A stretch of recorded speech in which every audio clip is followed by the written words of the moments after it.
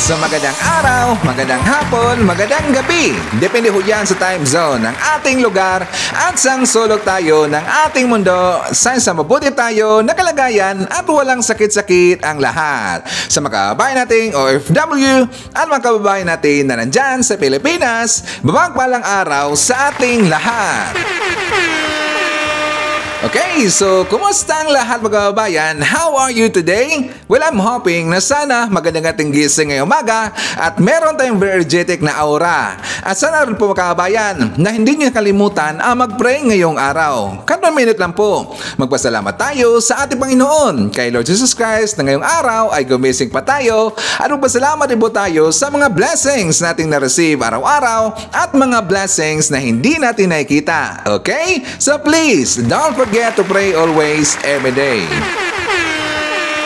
At before na mag-start mga kababayan ng ating balitan ng araw, well syempre alam niyo na po na kung saan i-check muna natin dito kung sino po yung nakapasok sa ating top 5 commenters doon sa ating last vlog. At dito sa ating listahan mga kababayan, naunguna po si Robel Ferrer Official, Mariam Bidasiplon, Army Lagaso, Shane Sibal, and Divina Dikwaten.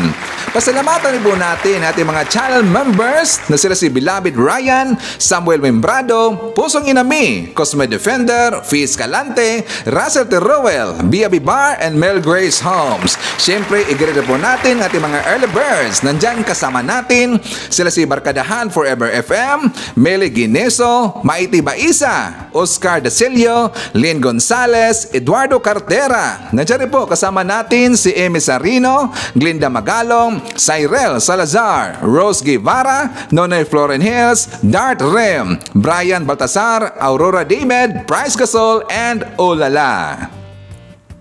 Okay, so isa po sa ating pag-usapan ng araw mga kababayan, alam niyo po, meron kasi nag-viral na isang card reader. So itong vlog na ito mga kababayan, this is last year, 2022, 1 year and a half na mga kababayan. Take note po, 1 year and a half na ito na vlog. Siya po in-interview na isang artista na kung saan meron siya mga predictions kasi doon mga kababayan, card reading na kung saan para siyang nabasa niya kung ano ang mangyayari this month mga kababayan, or I think that is last month at saka today, February mga kababayan.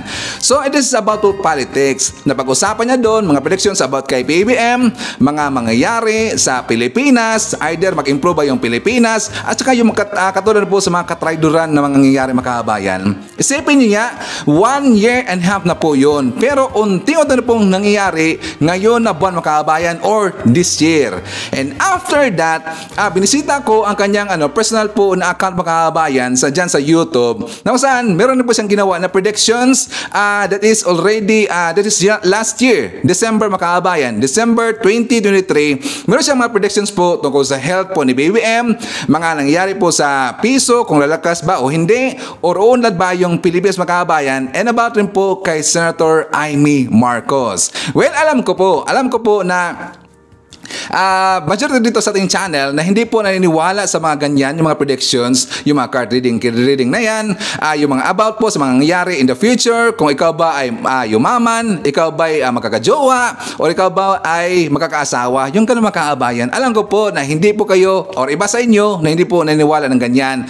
Pero nakita ko kasi mga kaabayan sa kanyang mga sinabi 1 year and a half ago, may nangyayari po this year. Sino yan? Ipapakita natin yan mamaya. And of course, pag-usapan rin po natin, syempre, ito rin tungkol po sa nangyari sa Duterte versus Marcos mga kababayan. And I think some of you, or majority sa inyo, nakita nyo rin pong balita na nanawagan na si ex-senator Gringo Honasan. Well, kilala naman natin si Gringo mga kababayan. Di ba siya po yung K-roll doon sa nangyari po na, alam niyo na, yung pinatalsik na si Apulacay mga kababayan. Yung siya po yung K-roll doon sa 1986 EDSA Rebellion. Di ba si Senator Gringo Honasan? Siya po ay nanawagan dito kasi alam niya at naramdaman niya na medyo uminit talaga yung bangayan ngayon ng Marcos versus po sa mga Duterte, yung mga supporters mga kababayan. So gusto niya na dito na para po mahumupa na yung tension na yan, gusto niya pag-usapin dito or magkaroon daw ng time na magkausap po si BBM at saka si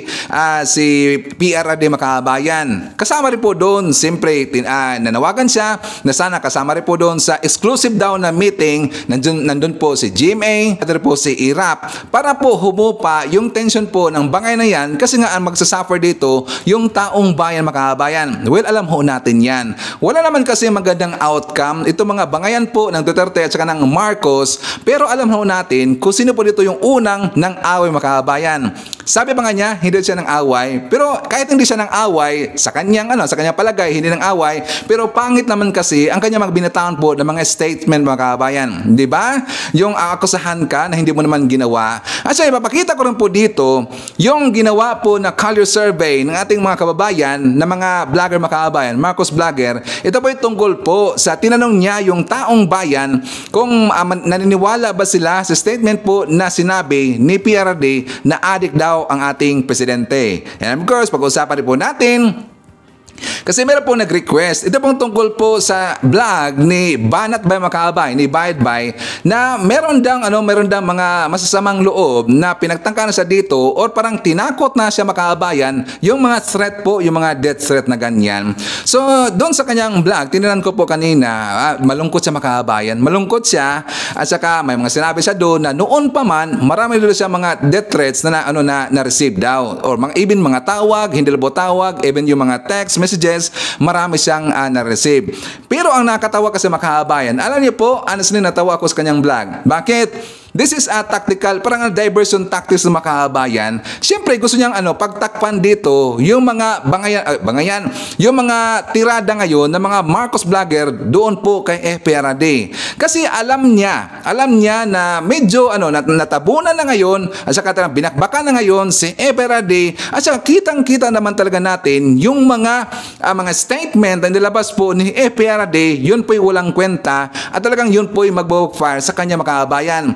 Magmumukha siyang tanga doon po sa kanyang statement. Totoo yan. Alam na alam ho yan ng mga DDS vlogger. Pero siyempre, yun po'y kanilang sinuportahan makahabayan. Kaya pilit nilang ipinagtatanggol pero nahirapan sila na ipagtanggol makahabayan. So ngayon, abal po dito sa vlog po ni Banat Bay. Well, ayaw ko lang i-play mamaya kasi walang kwenta naman eh. Alam nyo, natawa ako. Bakit? Kung ito po'y napakaseryoso po na usapin, maisipan ba natin na immonetize natin ating channel makabayan? What do you mean, Sir Ivan? Kung napapansin niyo po, marami mga advertisement.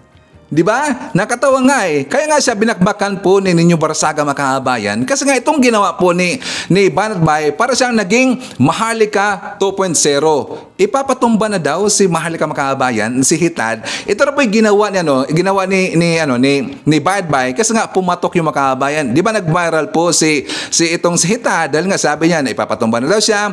Meron daw tao dito na lagi pong nag-aligid-aligid sa kanilang bahay. Sinusundan daw siya. Ginawa rin po yan dito ni Bayad Bay makahabayan. So ito lang po parang content na talaga eh, pang pira-pira lang makahabayan. Pero alam niyo po, honestly, kahit si Sir Ivan, meron naman akong mga threat makahabayan. Yes, kapag ikaw kasi na maging parang political vlogging ka, at saka siyempre bumagbag ka doon sa mga politiko na siniportahan nila, at saka yung mga followers nila, magalit sa inyo makahabayan. Alam ko po, dahil po sa kanilang galit, masasabi nila yan. Pero alam ko naman po na hindi naman sila seryoso, at saka binaliwala kayo makahabayan. Di ba sabi ko yan noon na napakagising ko pa lang po sa umaga, marami na po mga pagmumura, marami po mga threats na ma-receive si Sir Ivan, mababasa ko sa aking Facebook account, pero binalawag ko makahabayan, walang kwenta yan eh.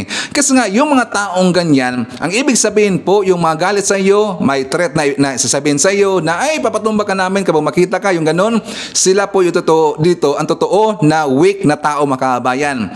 Yan po aking paniniwala dito, sila po yung tao na mga weak. Kung sakaling meron sila makita po dito na vlogger na sa tingin nila na hindi lang kayang pantay makahabayan at saka nagagalit sila, well, how about gagawan na sila ito ng vlog at saka siyempre kontrahin nila ang aking sinasabi makahabayan. Di ba? Simple as that. Don't be weak. Kaya nga, hinahayaan ko na lang yung mga threat niya makahabayan. Ang importante kasi dito, ipaglaban ko ang mga Marcos, ipaglaban ko yung mga totoong tao at hindi po sinungaling na tao. At ipaglaban ko dito yung sa aking paniniwala na sila po'y nakatulong po sa bansang Pilipinas. Wala, hindi ko na inisip niya yung threat na yan. Pero doon po sa kay Banat Bay, well, I'm sure na siyempre nakaka-receive rin po siya ng ganyan. Pero ang problema kasi doon makahabayan, Dinadawit niya dito yung pangalan po ng direktor ng PDEA. Yung direktor po ng NBI mga kababayan. Isa daw dito sa nagbibigay sa kanya ng feed ay yung yung mga sekreto daw ng mga agents, yung sekreto daw ng agents daw, mga confidential agents, mga ok daw yung makabayan. Pero unlike dito sa mga regular talaga na mga agent ng ng NBI, mga goods daw yan, mga okay daw sila. Kasi nga siyempre nagfo-follow sila sa batas, pero ito kasi mga confidential na mga agents, mga problema daw sila. So itong confidential na agents, sila ito nagpaplano daw doon po kay Banat Bay na ipapatumba daw. Pero walang kwenta talaga eh. Kaya nga hindi ako believe honestly, hindi ako believe doon kay Banat Bay mga kababayan.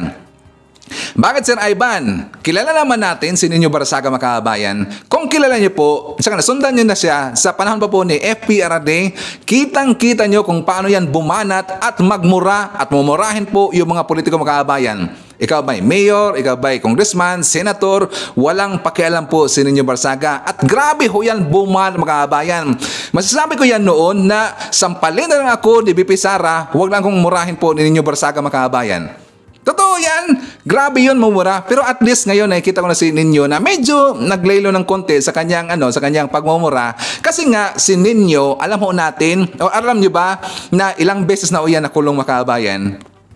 Dahil po sa cyber libel. Yes, labas-pasok ho yan, cyber libel. Kasi nga, siyempre, doon sa kanyang paniniwala at talagang ipinagtanggol niya si FPRD. Kaya nga, pinagmumura niya yung ibang mga politiko at saka below the belt naman talaga. At saka, nagme-mention kasi siya ng pangalan mga kababayan.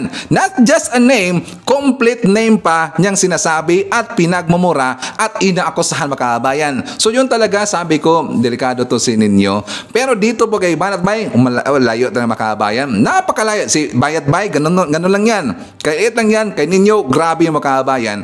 Kaya nga, hindi ko believe doon kay Banat Bay. Bakit? May advertisement ang kanyang vlog mga kababayan.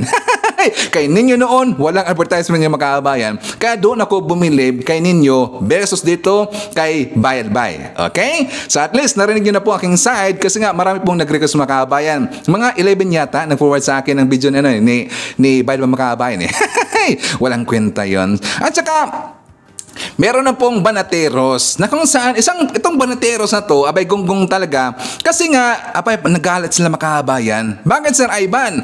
Kasi daw yung issue ng yung bangag na word unti-unti na daw nilabnaw ng mga taga-media mga kababayan. Unti-unti nilabnaw ng taga-media, galit na galit sila ngayon. Kanina pa lang po, before po ako nag-vlog, nakita ko ba nag-live siya, tapos nakinig ako, gano'n. Tanga naman to. Bakit naman nila sasakyan po yung issue ng bangag, walang kwenta naman yung mga kababayan, di ba? Sino mang gonggong na tao at tanga na tao na maniniwala na bangag po ating presidente?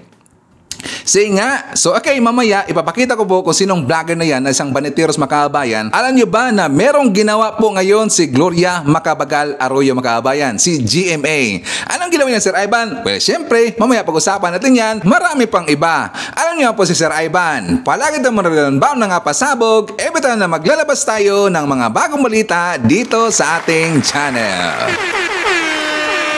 Okay, so before na mag-start mga kabayan, well, syempre, kukumustahan ko muna kayo at saka shoutout natin ating mga pinalanggap po na mga legends, ang ating mga senior citizen. Hello po, kumusta?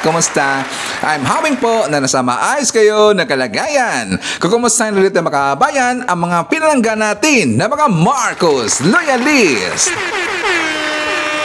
At siyempre, nandyan rin po mga kababayan nating DDS all over the world.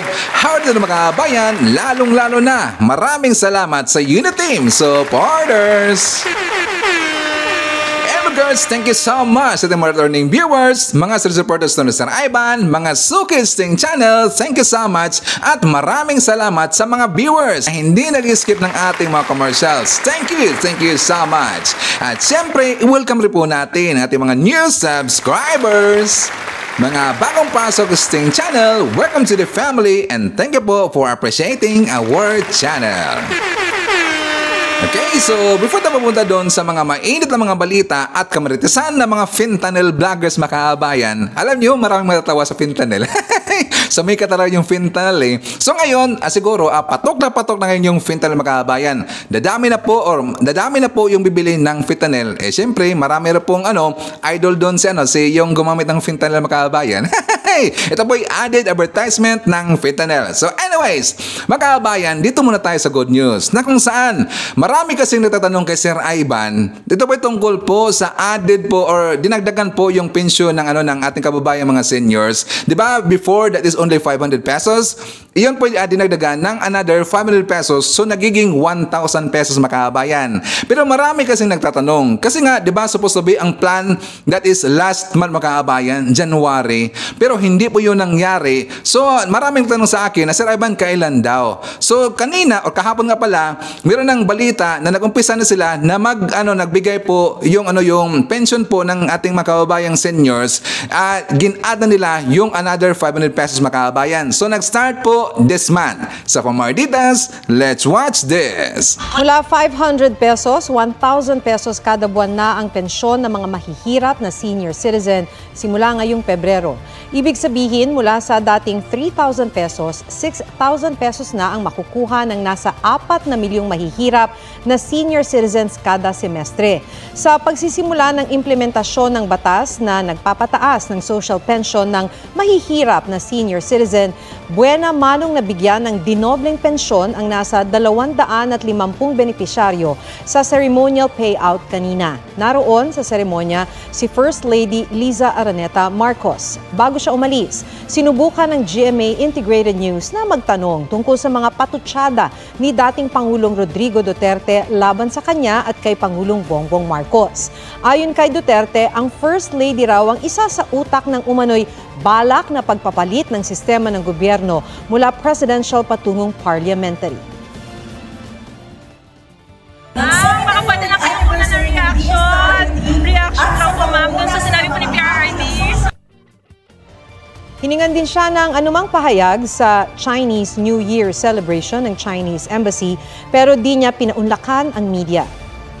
Hindi niya pinaunlakan yung media makabayan. I think basa na ho natin yan. Bakit? Kasi isa na naman po yung itatanong po ng media na kung saan yung tungkol po sa banat ni FPRD. Nakatulad po doon sa sinabi ni FPRD na adik daw ating presidente at saka dawit daw, nasa listahan daw ng PDEA. Yun naman po yung kasi itatanong doon. Walang kwenta pa rin eh. Alam mo natin yung ating First Lady, meron po siyang gawain na mas importante pa kay doon sa statement na inilabas or yung tinira po ni FPRD makabayan. Anyways, dahil napag-usapan ho natin si FL Lisa, alam nyo, nakatawa naman kasi itong vlog po ni Hitan Makabayan na si FL daw, may sinampal daw the other day na isang general. Maniniwala tayo dyan kasi nga dito ko ito nakita makabayan sa post po ni Alex Bonifacio. Sabi niya, is it true na may sinapak daw na general si Liza Araneta Marcos? Kung sino man ang nakakaalam sa pangalan ng general na ito, paki-mention sa comment section. Meron nang sinapak, maniniwala ba ito makabayan na meron sinapak na general si F. Elisa? Please comment down below. At bakit ko yan nalaman mga kababayan? Kasi nga, dito po yan sa reply po or comment dyan sa baba ng post na yon. Sabi niya, yan, na-expose na rin yan ni Bibi Maharlika daw. Yan, pero di sinabi daw ang pangalan. Sabi ni Alex Bonifacio, sa kanya ko rin daw narinig. So ito po ay kumpirmado na doon po ito nakita nila sa vlog po ni Maharlika the other day mga kababayan. So, alam niyo po itong si Maharlika, mahilig kasi yan magpalabas ng fake news eh. Walang kwenta talaga. Ako lang nahiya dito. Nahiya ako talaga nalungkot dito sa ibang kanya mga followers na binibigyan niya dito ng mga mali na mga informations at naging tanga sa ibang tao makabayan.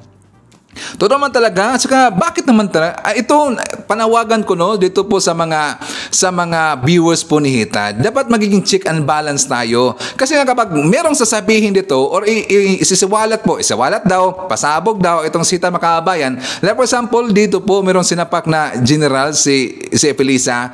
Gagamitin kagad yan ng mga followers po ni Hita Makabayan na pang-asar dito kay Felisa, pang-asar po ito kay BBM or pang-asar dito sa mga lorista at saka Marcos supporter. Pero isipin natin, isang general sinapak ni Sinapak ni Felisa Makabayan.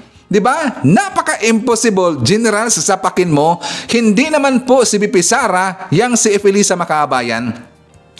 Si BP Sara, meron talagang totoo naman talaga kasi merong video Makabayan, sinapak niya yung isang sheriff doon sa Davao City. At yan po yung sinabi dito, nakatawa naman kasi. Ito pong post po nilangalan ni Alex Bonifacio. Ito po yung mga comments sa baba Makabayan. Sabi dito, chismis lang siguro yan. Si Sara yung totoo, may video pa. Butangira ng Davao. Sabi dito ni Jay, ang hilig sa chismis ng Davao Group. Sabi dito ni Prescott Mitchell, I don't think she will do that. Di naman palingkira yon si FL. So tingnan nyo yung kanilang mga comment. Hindi talaga naniniwala dito sa post po ni Alex Bonifacio. Napaka-posible talaga General, sasapakin mo, gonggong talaga So anyways, mga kabayan, dito muna tayo sa ibig kong sabihin na meron pong yung psychic reader o isang card reader, mga kabayan, na unti-unti na pong nangyari ang kanyang predictions this year 2024. So ang first ko ipapakita sa inyo, ito pong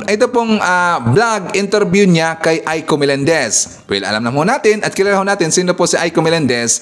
In-interview po itong si Joby Vargas, Makabayan. Saka kilalang-kilala ho ito. Siya po yung laging tinatanong po ng mga showbiz mga personalidad. Itong si Joby Vargas, Makabayan. So ipapakita ko muna sa inyo. At saka portion by portion, gusto kong sagutin ninyo. Comment dyan sa baba kung saan dito exactly yung nangyayari this year, Makabayan. Okay? So for more details, let's watch this. Ano pa sis ang nakikita mong mangyayari sa mga susunod na Eto muna tayo kay President Bongbong Marcos. Naalala ko. Yun ang magandang katanungan. Kung ano yung mangyayari sa pagiging pagkaupo niya. Una, kagaya ng sinabi ko noon, ng guest ko dito, diba? Kung mananalo si BBM, nakikita ko ang kagandahan ng Pilipinas. Correct. Malaking pagbabago. The greatness of this country talagang gagawan talaga ng pagbabago ng uupo ngayon. Ang problema, may mga elemento tayo ng mga masasama. No? Patuloy kong nakikita ang pag-iingat mula sa isang babae, isang personalidad ng isang babae na meron rin isang lalaki. So, hindi natin mawawala yan sa elemento ng politiko na meron talagang gagawa ng kasiraan. Hanapan ng butas, hanapan ng paraan upang siya tanggalin. No? Pero I hope hindi magtagumpay. No? Yun ang dapat gawan ng paraan ngayon na nakaupo na maging maingat. Kasi ang talagang plano naman talaga ng bagong gobyerno ngayon is unity, magkaisa. At lahat, kung itong gobyernong ito ay magkakaisa mula sa mga mabubuting gawain nila, talagang magandang malaking pagbabago ang mangyayari sa Pilipinas. Swerte ang mga ang yung mga susunod na henerasyon. Sa akin, maaari ko pang makita yon. Mula sa kanyang ginawa, yung kasunod, parang nagtuloy-tuloy. So madadaig natin ang iba pang mga Asian country. Sana magkamali ako na wag sanang mangyari. Wag sanang mangyari yung elementong masasama. Kasi meron talaga ako nakikitang gagawa ng paraan upang destabilize ng issue ang Presidente Bongbong Marcos upang siya tanggalin. Ay, may na naman? May mga ganong pero hindi sila magtatagumpay. Alam ko malulusutan niya kasi meron na siyang nalusutan Yung natatanda ang mga disqualification cases niya. No, even yung sinasabi ko may threat na gusto siyang, diba, sabi ko may mangyayari pa, pero itong April na to kailangan malusutan niya. Doon nakaligtas siya noon. Sabihin, yung malas na mangyayari yun, hindi nagtagumpay. Siguro dahil kagustuhan na rin ng langit. No? So, pero meron at meron pa rin. Pero nakikita ko ang determinasyon ng presidente. Yung talagang ibalik ang tiwala sa kanila at magkaroon ng pagkakaisa ang bawat isa. So, hindi siya tumitingin ngayon sa sitwasyon ng, kasi dalawang klase ng politika sa atin, di ba? Yung naglalaban, yung dilawan, o ano man. Pinklawan. Pinklawan. Ngayon, ang gusto niya ngayon, i-avoid na yung mga issue na yun, isang tabi muna, halika tayo magtulungan muna. Kung ano talaga, yun yung sinasabi kong unity.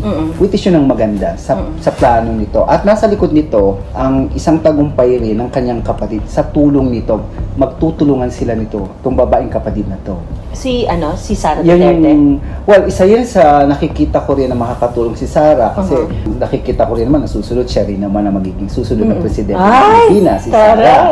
No, ang ibig ko sabihin sa likod nito na habang nagpapatakbo si BBM o si presidente, Ay, asawa yung niya? kanyang kapatid Ah, na kapatid si si super Senator? daughter niya, oo. Si Senator... Isang malaking involvement nito sa kanyang posisyon. Ay, talaga. Kumbaga parang she will become the good mentor or the good advisor. Oh, okay. So, sabi nga niya, for every success ng isang lalaki, there's a woman behind it. At babae rin yung nagbabalak din sa nakikita kong pagkaalis niya.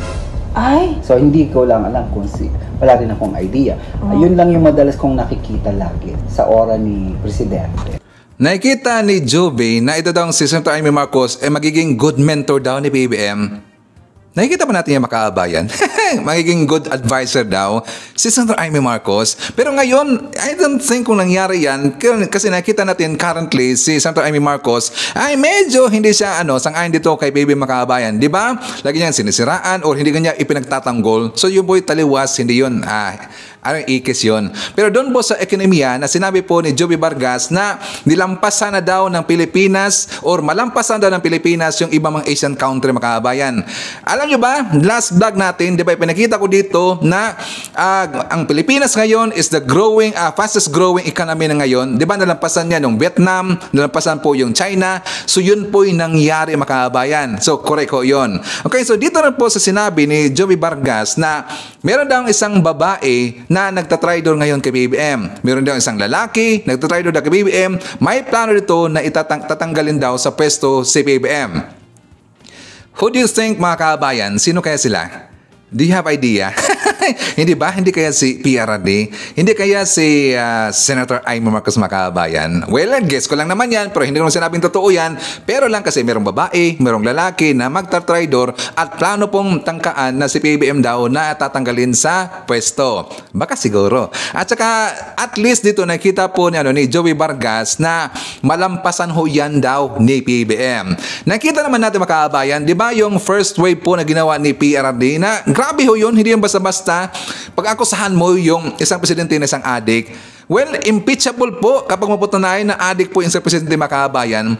Pero marami pong taong bayan talaga, mga supporters, kahit yung supporter po ng ibang kampo, mga DDS, na hindi po naniniwala sa sinabi po ni PRD. So nag-fail siya doon makaabayan. At lalong-lalo na, nakikita po ng taong bayan, na nakikita rin po ni PRD na nagkaisa po lahat yung mga Marcos supporter, nagkaisa ditong lahat po yung mga loyalista, kaya nga siya natakot makaabayan at saka biglang lang bumaliktad. Sabi niya, wag mo nang awayin daw yung mga Marcos supporter. Kasi nga nakita niya na hindi kayang tibagin si BBM, lalong-lalo na nandyan po yung lista, nandyan po yung mga Marcos supporter at yung mga DDS na naniwala pa rin po sa pamumuno ni BBM. Kaya sa tingin niya, hindi niya kaya makaabayan. So doon pa lang po talagang nalampasan na ni BBM. Kaya nga itong mga gunggong na to, itong banateros, gusto lang buhayin ulit yung bangag daw na makaabayan na issue ni BBM kasi sila galit na galit ngayon. Kasi ito daw mga news outlet, unti-unti nang nilabnaw yung issue na yan. Alam nyo, itong si Boss Bakulao, itong si Boss Dada makaabayan, walang kwenta talaga, bibigyan niya ng maling information sa kanyang mga followers. Gusto niya na magalit lagi ang kanyang mga followers doon kay PBM. Samantalang kitang-kita naman natin, kahit yung mga ibang mga leader natin, supportado dito, kaya nga si Gringo nananawagan ngayon kasi para po mahupa yung tension na yan. Nanawagan rin po dito yung ibang mga leader, yung mga sumuporta na ngayon, yung Lakas CMD, dito kay PBM. At saka pero ang problema kasi itong mga baneteros gusto nila na magalit lang lagi yung mga taong bayan dito kay PBM. Tingnan nyo kung yung Bakulao na to mga kabayan. Tingnan nyo mag-isip. Sila kasi dito mga destabilizer, sila kasi dito yung pabigat po sa Pilipinas. Sa totoo lang, dapat nga na magkaisa lahat. Tingnan nyo yung mga leader na nawagan ngayon na dapat magkaisa lahat, mga Marcos o Duterte, kasi ito po ay kapanganan ng bansang Pilipinas. Pero ito mga klaseng tao na ganyan makaabayan, di ba? Dapat sila dito ang lalaya sa Pilipinas. Dapat lang magunggong talaga yan eh. Dapat lang mapitik yung tinga na yan, kukurte yung mga itlog. Dapat lang kurte talaga eh, para magising ang makaabayan. Kaya nga tinatawag siya na Bus Bakulaw, hindi Bus Dada. Hindi sa Bus Dada, Bus Gaga. At saka, may challenge ako kay Bus Gaga. Bus Gaga, kay Bakulaw nga pala. Yan ba ang gusto ninyo na na mayor diyan sa Davao? Ganyan ba na klaseng tao? Tad-tad ng tato ang mayor niyo diyan? 'Di ba? At saka okay ba mag-isip yan si Makabayan, si Baste? Wala namang kwenta yan eh. Kahit yung mga kakilala ko ng mga DDS, hindi nagustuhan talaga yung mga inasta po dito ni Baste Makabayan. Parang magsalita siya, parang nasa kalye lang, hindi siya marunong respeto sa ibang tao, at saka yung style niya, parang feeling niya sikat sa Makabayan. Yung ganon, yan ba ang gusto ninyo na mayor dyan sa Davao? Eh wala naman nagawa yan. Kahit si Pulong Duterte, wala naman nagawa yun. Naka-receive ngayon ng 51 billion pesos. Pero ano nangyari ngayon sa Davao? Ganon pa rin.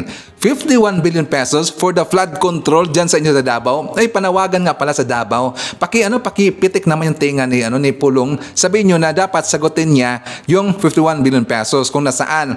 Tingnan nyo ang nangyari sa kababayan nyo dyan. Di ba? Tingnan nyo, part of sa Davao Makabayan, grabe ang nangyari ngayon sa flooding dyan. Sila ba nakita sa mga live talaga sa cellphone kahapon Makabayan? Di ba? Maraming naapektuhan. Tas 51 billion pesos hindi ginamit sa flood control Makabayan. Kung ginamit man, saan kaya? Nagtatanong lang naman eh. Sa mga taga Davao, dapat magising na po kayo. Okay?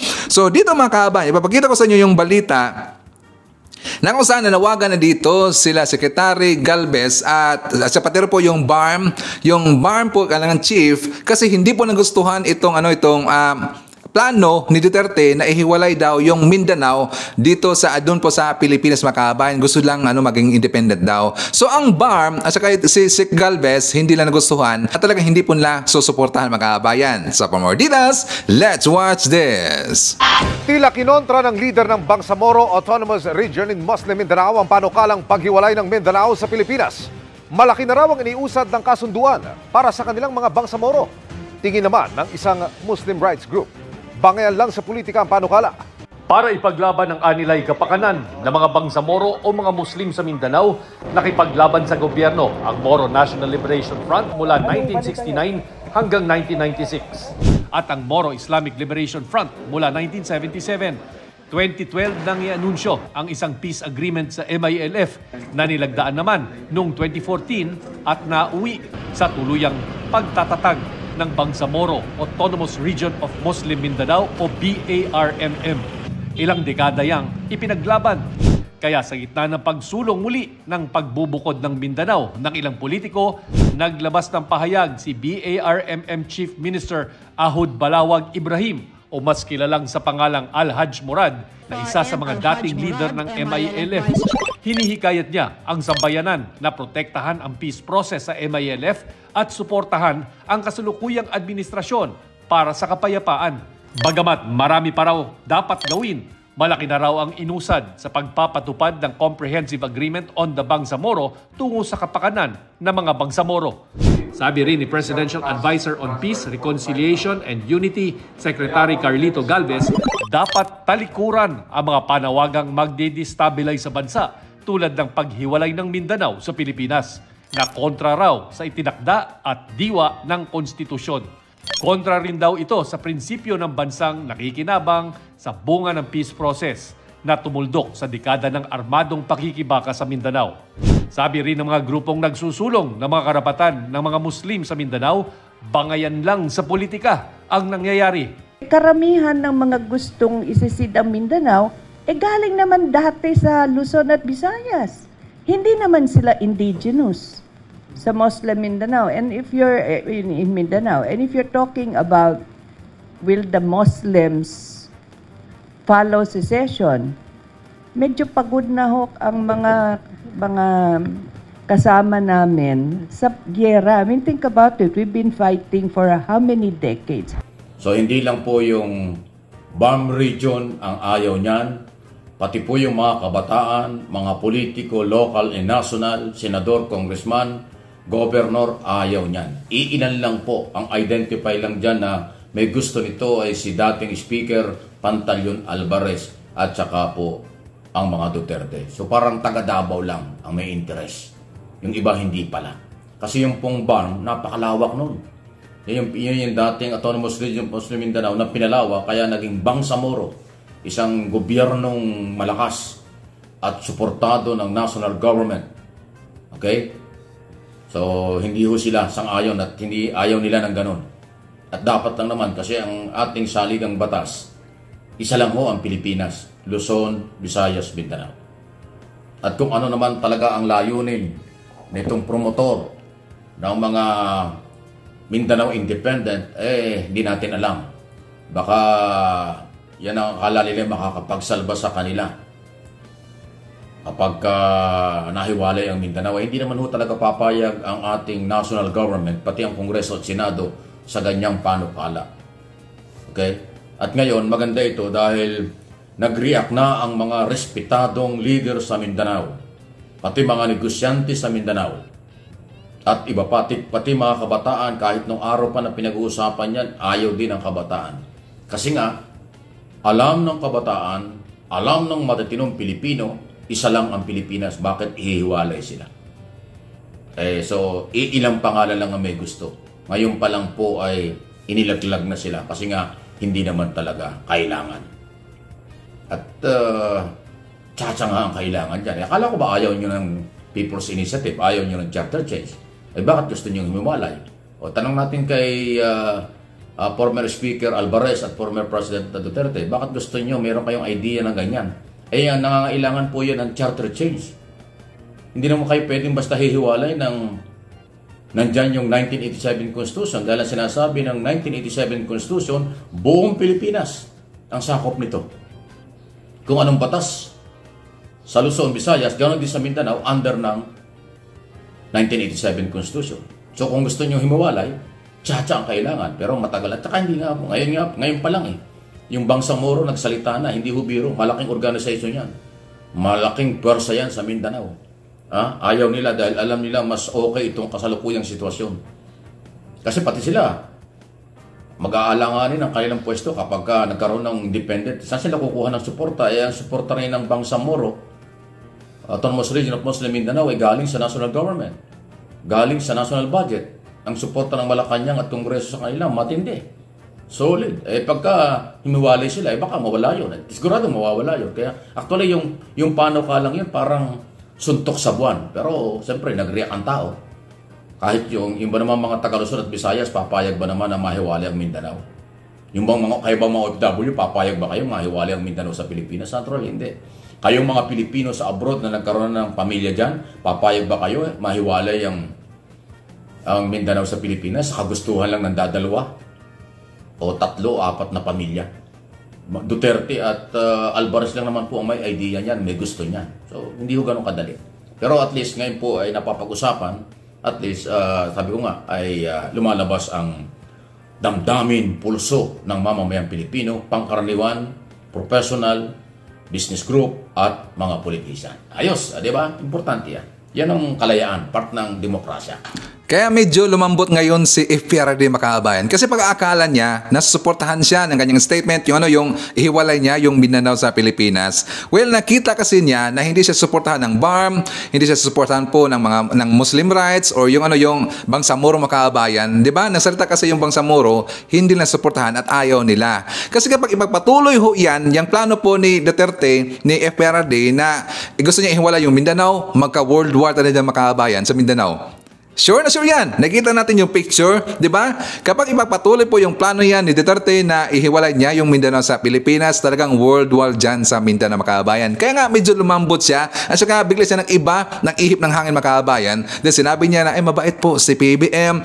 Mabait naman pala. Bakit niya inaaway Makabayan? Gonggong talaga eh. Kasi ipapakita ko rin po sa inyo yung statement ni ex-senator Gringo Honasan Makabayan. Sa for more details, let's watch this. I have stood at the gates of the presidential palace in full combat gear many times in my life, both as a defender and attacker, driven by my conscience rather than an invitation or adventurism. Pagmamahal sa bayan at mga mamamayan ang palaging nagtutulak sa akin bilang isang sundalo, bilang isang public servant, at bilang isang ordinaryong mamamayan. The effects of a divided society, people, and our armed forces are unacceptable to every Filipino, especially considering the current global situation that we must confront together, united as one people. I appeal to our leaders to show sobriety and the utmost level of patriotism and statesmanship for the sake of our children who always look up to us as examples of political unity. Buong pagpapakumbaba kong hinihimok sina Pangulong Bongbong Marcos at dating Pangulong Rodrigo Duterte na maglaan ng kahit sandaling panahon para sila'y magkasama at makapagsagawa ng isang makabuluhang talakayan tungkol sa mga issue at alalahanin ng ating bansa sa kasalukuyan at sa hinaharap. Naniniwala ako na lahat tayo'y may kakayahang iwasan ang mga panganib ng digmaan o hidwaan at ang mga pinsalang dulot ng pagkawatak-watak ng ating bansa. Mahal ko ang Pilipinas. Mahal ko ang mga Pilipino. At hindi ako natatakot na isakripisyo ang aking buhay gaya ng aking ginawa sa nakaraan. Titindigan ko ito kung ang nakararaming kababayan natin ang patuloy na magdurusa sa gitna ng tensyong politikal sa pagitan ng tinitingnan pa naman nating mga national leaders. Ako po si Gringo Nasan, Pilipino. Okay, so dahil po pag-usapan natin si Gloria Arroyo mga kababayan, alam nyo, nakikita natin kung gaano to ka-clever si Gloria mga kababayan. Bakit, Sir Ivan? Kasi nakikita niya mga kababayan na malakas po yung suporta kay PBBM. Marami pong leader na nagsuportahan kay PBBM, ang taong bayan. Aside pa po sa mga Marcos supporter, aside pa po sa mga lolista, yung ibang tao sumuporta kay PBBM. Nakita lang po ni GMA na malakas po ang suporta sa Kamara mga kababayan. So ito ang ginawa ni GMA. Ano Sir Ivan? Nakikita at alam nyo kung marunong talaga pumili itong si GMA mga kababayan kung saan siya sasakay na barko. Iniwan niya si FPRD, mga kababayan. Yes, alam nyo, sabi ang balita kasi dito, congrats, Yesesio. Kilala ba natin si Yesesio? Si Atty. Topacio, mga kababayan. Kasi ang una nag-post kasi nito si Topacio, pero nakita ko kanina, meron pong iba na Marcos supporter na nag-post nito. Balita to from the Manila Bulletin. Sabi to, congrats, Yesesio, tambaluslos no more. Palubog na talaga ang mga Duterte. Mabuti na lang si GMA alam kung saan sasakay na barko. Sabi sa balita, Arroyo joins Lakas CMD party mates in signing manifesto of support for Romualdez. Ngayon, gusto niyang magbibigay na siya ng suporta dito kay Romualdez na naman, pero bantay-bantay tayo makabayan. Bakit, Sir Ivan? Well, kilala naman natin yan si little girl na traitor talaga yung makabayan. Di ba? At saka noted na talaga yan na alam nyo gahaman sa kapangyarihan yan, at saka may history na ho yan sa mga katraidoran. Alam mo natin yan, baka may masamang binabalak dito kay Romualdez. So alam mo natin si SMR siyempre marunong po niya mag-isip makabayan, pero siyempre at least inaccept niya itong si GMA makabayan. So ngayon sa balita kahapon, and I'm very sure baka bukas makabayan ipakita na po to sa mga news outlet dyan po sa, like for example, sa ibang balita, makita na natin si GMA na fully support na ito kay Romualdez. Okay naman yan kasi talaga na kailangan natin ng unity lahat. Kasi kapag walang unity kasi sa Pilipinas mga kababayan, magiging the same pa rin po yung Pilipinas. Totoo lang, ang key dito na for success talaga sa Pilipinas, sa ating bansa, dapat maka-unite lahat, magtulong-tulong lahat. Ang problema naman kasi, may mga uok talaga na mga vlogger na dapat lapitikin rin tinga ng mga gunggong na yan. Sila kasi dito nagbibigay po ng hassle makabayan. Nagbibigay dito yung binibigyan lang ng puot at galit, or binibigyan lang ito informations para magalit po yung mga tao dito sa ating gobyerno, magalit po yung tao doon kay PBBM, doon po sa Kamara, na nakikita naman natin yung Kamara nagtatrabaho lang sila makabayan. Di ba? Ang problema kasi itong mga ibang mga vlogger magunggong talaga Alam naman natin kasi ayaw nila ayaw na ayaw nila na uunlad po yung Pilipinas under po sa Marcos admin kasi ang gusto nila na magpapaunlad sa Pilipinas, ibang politiko makabayan. Kaya ganyan po sila mag-isip. Okay? So, dito po kay Jim A. Well, welcome. Welcome po. Pero bantay-bantay si Isimar.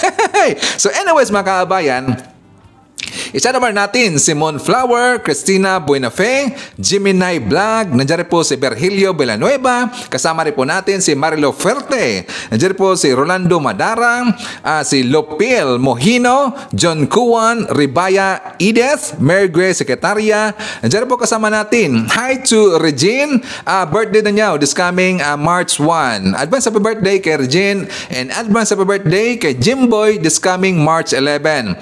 They are from Cute Cebu City. Greetings from Rodolfo Randala Rabor of Cavite. Hi to Biyahe ni AGTV from South Korea. Nandiyan po si Bliselda Sinisa from Cebu City. Hi to Axel Roses na si Simply Tokes Vlog. Hi to Helen Cabayao, Jillian Quezon, Margarita Alionar from Singapore. And hi to Benji Somailo of Melino for City of Bacoor.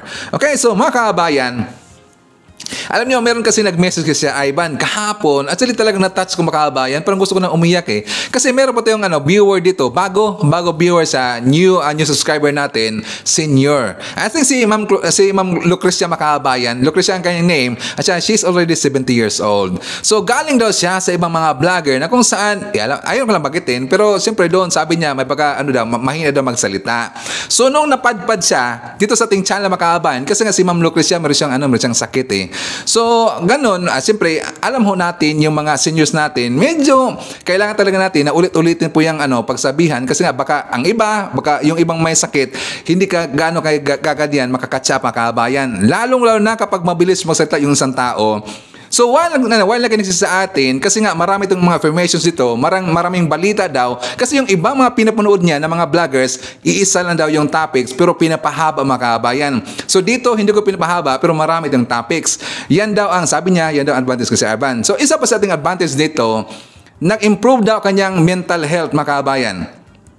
Walang halong biro, totoo yan. Di ba, Ma'am Lucrecia? Paki-comment naman dyan sa baba. Sabi niya, happy daw siya na nakinig sa atin. Nung una, hindi daw niya ako makatch up kasi mabilis daw magsalita si Sir Ivan. Pero kalaunan, after 3 days daw, to 4 days, unti-uno niyang nasundan si Sir Ivan makabayan. And saka nag-improve na daw ang kanyang, mind kasi nakintin siya kaagad kahit doon sa kanyang sa mga anak niya, magsalita yung iba na mabilis na magsalita. Or doon rin po sa mga ibang vlogger na meron pong mabilis magsalita makabayan, nakatch up niya kaagad. So nung bumalik siya, doon po sa ibang vlogger na hindi ganun mabilis magsalita, parang nabuburingan sa makabayan. And thank you nga pala kay Ma'am Lucrecia. I'm happy naman po na ganun po yung impression niyo sa ating channel ito, nagustuhan niyo. Thank you so much. Gusto ko lang kasi buhayin ang ating mind. Kaya nga gusto ko ganito yung ating style sa pag-vlog dito makabayan. Kasi gusto kong bubuhayin yung mga kagigising pa lang po sa umaga, mag-ingay na si Sir Ivan. Okay? So again, thank you so much kay Ma'am Lucrecia. Na-appreciate niya ang ating channel makabayan. Okay? So dito muna tayo sa meron tayo kaibigan po na vlogger si Vincent Tabigi makabayan. I think kilala ho natin si Vincent Tabigi. Meron siyang ginawa kasi na isang kalye survey. Yung survey na yon, yung tungkol po sa sinabi ni FPRRD na addict daw ang ating presidente. Pero kita natin sa mga ibang tao makabayan na hindi sila naniniwala, imposible daw na si PBBM ay isang addict. So for more details, let's watch this. Sabi po kasi ni former President Duterte na di umano'y may addict daw po tayo ngayong presidente. Naniniwala po ba kayo sa sinasabi niya? Hindi po naniniwala. Bakit po? Ano ba? Wala namang kalokohan po yung sinasabi niya. Wala namang presidente na tatakbo ng presidente na may besyo. Siyempre, iniisip niya yun bago niya yung gagawin. Tatakbo siya. Thank you ma'am sa magandang sagot. Naniniwala po ba kayo sa sinabi ni former President Duterte na di umano'y may addict daw tayo ngayong presidente? Hindi totoo yan. Hindi totoo? Oo. Bakit po? Hindi naman mukhang addict yung presidente natin. Di ba? Pagiging addict ba yun? May pinag-aralan. Tangi lang siya na anak siya ni Marcos. Nakita mo kung gano'ng kagaling magsalita. Ano magiging addict yun? Baka siya addict. Yun lang yun. Thank you sir, thank you po. Sabi ni former President Duterte, statement niya sa prayer rally nila sa Davao, sabi niya, meron daw po tayo ngayong di umano'y addict na presidente. Naniniwala ka ba sa sinasabi niya? Excuse, ano po yung ulit yung statement niya? Statement niya, nasabi niya, may addict daw po tayo ngayong presidente. May addict na yung presidente. Sabi niya. So, naniniwala po ba kayo sa sinasabi niya? Hindi po. Hindi naman. Bakit po? Well, yung current president naman natin, he is doing his makakaya niya to improve the country's state. Siyempre, hindi naman siguro lahat ng presidente gustong mapasama yung Pilipinas. O di ba mga kaabayan, buti pa yung ibang tao malawak mag-isip. Kahit hindi sila Marcos supporter, kahit hindi sila loyalista, pero marunong sila mag-isip mga kaabayan, nababalance nila at iniisip talaga nila, ginagamit lang kanilang critical thinking, unlike doon sa mga ok-ok po ng mga tao na laging nagsasabi, bangag daw si PBM. Di ba, mga gunggong talaga eh. Buti pa, at least nakikita po ng ibang tao na hindi po ganoon ating presidente makabayan. Napaka-posible talaga yan eh. Marcos ka, at saka presidente ka, at saka kitang-kita ho natin na very professional po si BBM, statesman yung tao na yan, posible talaga na bangag po ating presidente. Di ba? Alam ho natin si BBM na isan lang po ang kanyang kidney, at saka dapat ba siyang gumamit po ng ganyang makabayan? Di ba? Mag-isip nga sila. Pero ngayon, hanggang ngayon, yung mga ibang tao, yung mga alipores po na mga anti-Marcos, yung mga DBS na mga supporter, hanggang ngayon sinasabi pa rin nila na bangag daw si PBM. Mga gunggong talaga eh. So anyways, mga kababayan, papakita ko muna sa inyo yung update sa doon po sa Pasig Esplanade. Kasi nga, siyempre, Friday kahapon mga kababayan, titingnan natin kung ano mga nangyari doon. Okay, so for more details, let's watch this. Ayan ang Intramuros sa Binondo Bridge. At dyan tayo magsisimula mamaya. Hindi natin masyadong makita ang tao dito dahil nasa taas tayo ng tulay. Pag bumaba tayo dyan, nako, grabe. Halos hindi mahulog ang karayom.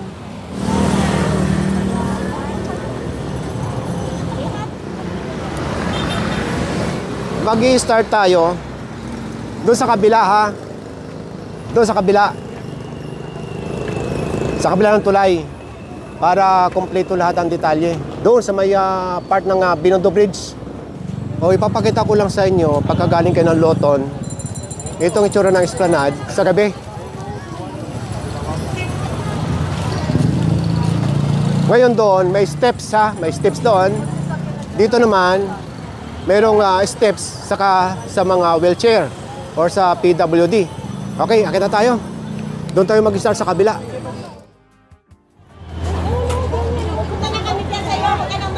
Diyan tayo galing sa taas ng Jones Bridge. Ganda, no? Mula dito, ayan ang Intramuros Binondo Bridge at yung ayon nga sa mga comment ng ating mga kabayan sa Kasamsaglaan, mas marami daw pupunta pagka weekdays, Star Tuesday kasi nga pagkagaling sa trabaho, lalo na yung mga estudyante. Ito, dumadaan dito. Bago umuwi ng bahay. Yung nakikita nyo naman sa kabila, yan ang Plaza Yochinco. Mamaya papasadahan natin ito pabalik para makita niyo yung ganda ng itong Jones Bridge. Oh.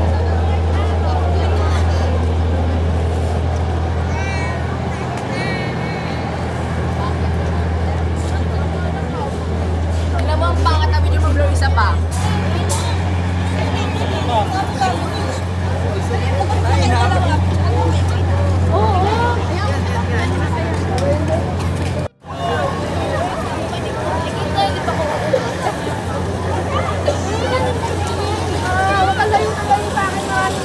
Nag-iiba-iba ito ng kulay.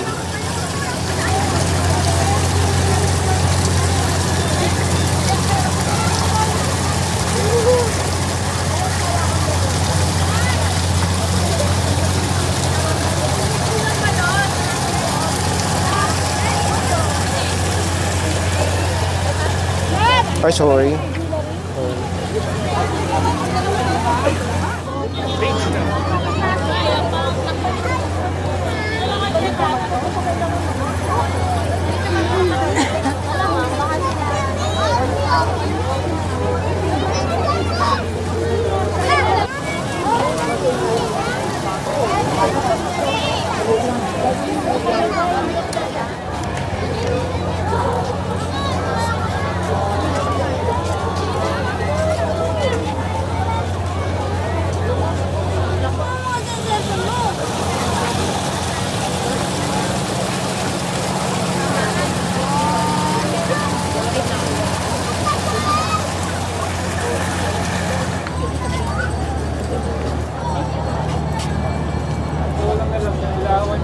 Ito yung port ng boat ride eh.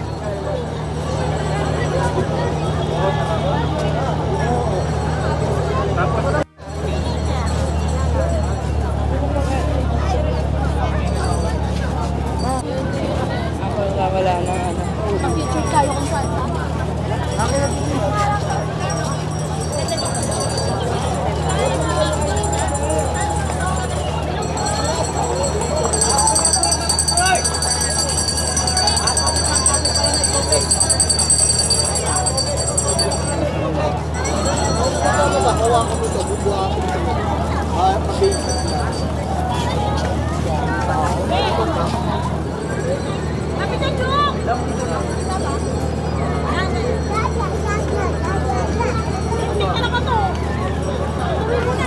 Yun o, yung railings na yan.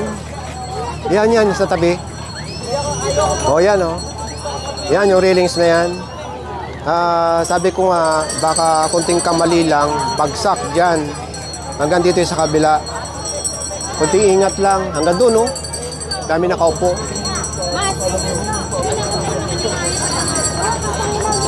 Dito sa kabila, ayun na may nakita ako eh, nakaupo. Ang bagsak naman sa tubig.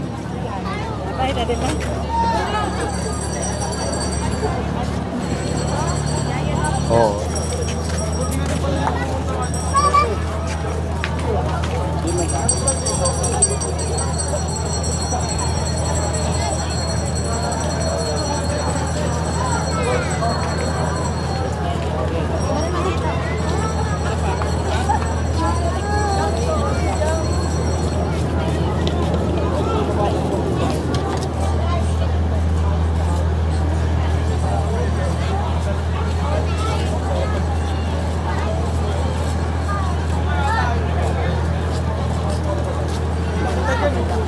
Ito yung isang fountain.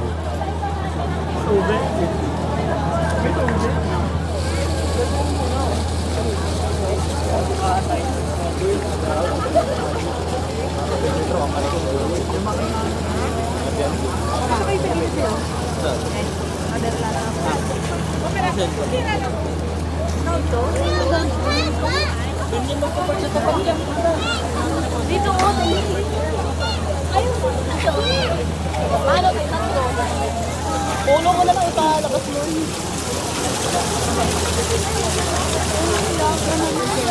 Dati, nandito ka na sa bilis. Sila mo kami na yun din.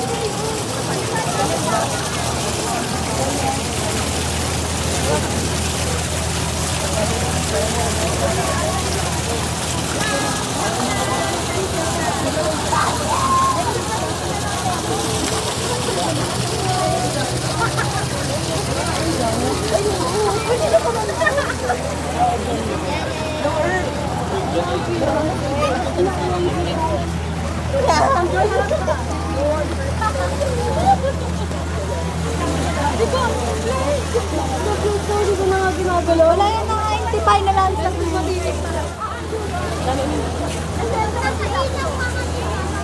Yung nakikita niyong bridge sa unahan o yung may ilaw na yan, yan ang MacArthur Bridge.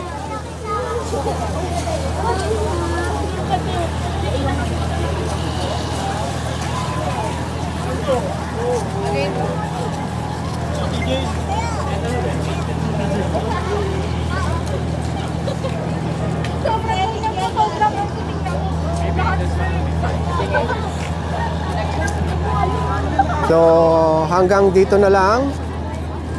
At ongoing construction pa yan. Sa unahan yung pababa na yan. Ang daming tao mga kababayan, no? Nakikita natin dito yung mga kababayan natin na uhaw po sila sa mga bagong pasyalan, malinis na pasyalan. Pero hindi pa naman yan tapos mga kababayan. So, siyempre malaki pong budget dyan. I think that is 12 billion yata or 13 billion ba yun. So, expect ho natin na mas gaganda pa po yung Pasig Esplanade na yan. Okay? So, hopefully makabisita ko dyan mga kababayan. So, anyways, yan po ating mga nakalap ng balitang ngayong araw. Kung nakaabot ka po sa portion na to, sana nakapag-like na ho tayo. Libre po ang mag-share. Libre din ang mag-subscribe. Again, maraming salamat sa mga viewers na hindi nag-skip ng ating mga commercials. Thank you so much. At before natin tatapusin ating programa ngayong araw, sana sabayan niyo si Sir Ivan para sa ating live messaging prayer. Amang makapangyarihan, ipinagkaloob mo sa amin ang liwanag ng isang bagong umaga. Ngayong maghapon, iligtas mo kami sa anumang masamang pagnanasa. Matuon nawa ang aming pag-iisip, pananalita at asal na makapagbibigay sa iyo ng kasiyahan. Hinihiling namin ito sa pamamagitan ni Jesucristo kasama ng Espiritu Santo magpasawalang hanggan. Amen. So maraming salamat mga kababayan, and I hope to see you again on my next video. BBM Sara! BBM Sara! Pagkakaisa patungo sa ginhawa. BBM Sara! BBM Sara! Para sa kinabukasan naming mga bata. BBM Sara! BBM Sara! Walang imposible na kapag nagsama-sama. BBM Sara! BBM Sara! Ang presidente at ang bisi na mahal ang